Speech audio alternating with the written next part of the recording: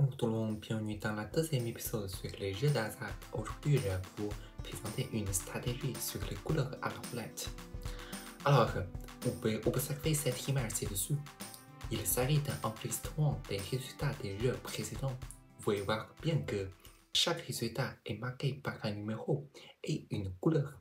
Je vais vous laisser le temps d'examiner attentivement. Avez-vous remarqué certaines régularités? Alors franchement, il n'y a aucune régularité sur la roulette, car que chaque résultat est un événement aléatoire et indépendant. Autrement dit, essayer de prédire les résultats futurs en se basant sur les résultats précédents est une démarche peu judicieuse.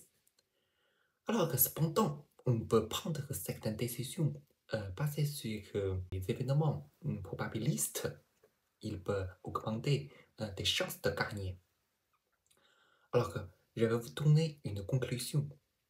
Écoutez bien, l'apparition continue des mêmes couleurs 5 fois ou plus est un événement relativement peu probable. Voilà, je dis relativement peu probable, car que cela se produit assez souvent, en fait.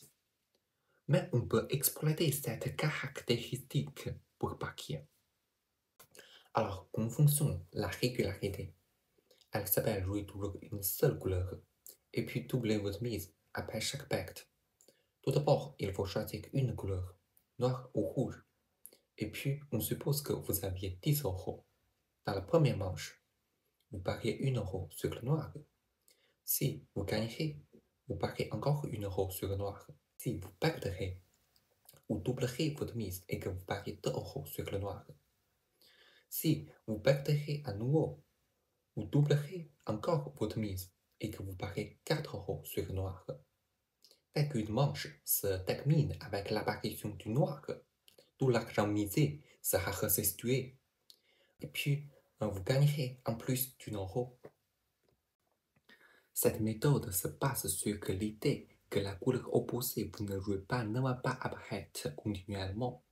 Dans la plupart des cas, l'apparition continue des mêmes couleurs plus de 4 fois est déjà un événement relativement peu probable. Du coup, il faut préparer certains capital pour gérer ce risque. Le montant minimum est de 15 euros. Cela permet de résister à 4 erreurs continues. Voici comment ça fonctionne. La première mise est de 1 euro. La deuxième mise est de 2 euros. La troisième mise est de 4 euros. La quatrième mise est de 8 euros. Ça fait un total de 15 euros. On suppose que vous avez 100 euros. Avec cette somme, vous pouvez résister à des risques de 6 fois pour la couleur opposée. Voici quelques points à prendre en compte. Le premier point pour le choix de la couleur.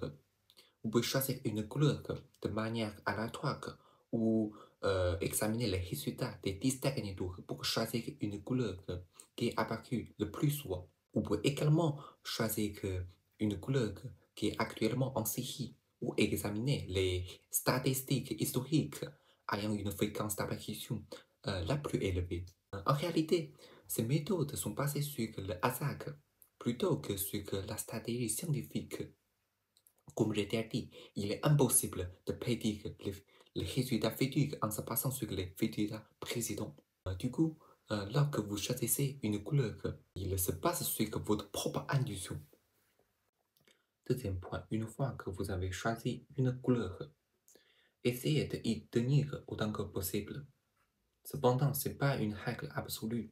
Si l'autre couleur est apparue plus souvent, vous pouvez envisager de changer pour cette couleur. Mon conseil est de vous concentrer une seule couleur. Et puis troisième point, considérez le vert comme la couleur opposée. Si vous choisissez de jouer avec le noir, traitez le vert comme le rouge et appliquez la même méthode de doubler votre mise après chaque pacte pour le vert. Quatrième point, soyez prêt à perdre votre capital à tout moment, car nous sommes en train de parier. Je vous montre ce graphique. Si vous pariez toujours sur le rouge, c'est vraiment dommage, il n'y a aucune chance de gagner. Dans une telle situation, vous ne pouvez pas préparer suffisamment de capital. Nous espérons que ce genre de situation se produira sur la couleur sur laquelle nous parquions. Ainsi, nous pourrions gagner de l'argent en continu. Cinquième point, c'est à mon avis le plus important. Écoutez attentivement. Il y a un concept qui s'appelle l'espérance mathématique. Vous pouvez consulter sur Internet pour plus de détails, car c'est un terme spécialisé en statistique. Lorsque vous jouez à un jeu, il y a absolument des pertes ou des gains. L'objectif est d'avoir une espérance mathématique positive. Cela signifie que vous devez exécuter une stratégie qui génère une tendance à la hausse, tout comme dans le cas des investissements en bourse. Alors, pour calculer, pour avoir une espérance mathématique positive, 2 points sont cruciaux. Tout d'abord, préparer un capital suffisant. Ensuite, ne passez pas trop de temps à jouer. Essayez de viser un gain de 10% à 15% de votre capital à chaque saison de jeu. Puis arrêtez. Si vous continuez à jouer, votre espérance mathématique diminuera, car que le capital du casino est illimité, tandis que le vôtre est limité. Du point de vue de probabilité, si vous avez 100 euros et souhaitez gagner 20 euros, la probabilité de perdre de tout votre capital est d'environ 1 sur 6. Si vous souhaitez gagner 100 euros, la probabilité de perdre de tout votre capital est d'environ 1 sur 2. Si vous souhaitez gagner 1000 euros, la probabilité de perdre tout votre capital est d'environ 9 sur 10. Voilà. Donc, il est préférable de prendre vos bénéfices lorsqu'il atteint. Voilà pour le contenu de cet épisode. Je vous remercie d'arriver ici. N'oubliez pas que le pari est justement un jeu. Ne vous y plongez pas. Après tout, un mauvais résultat peut survenir à tout moment. Il faut bien préparer. Enfin, n'oubliez de vous abonner à ma chaîne. À bientôt les amis. Au revoir.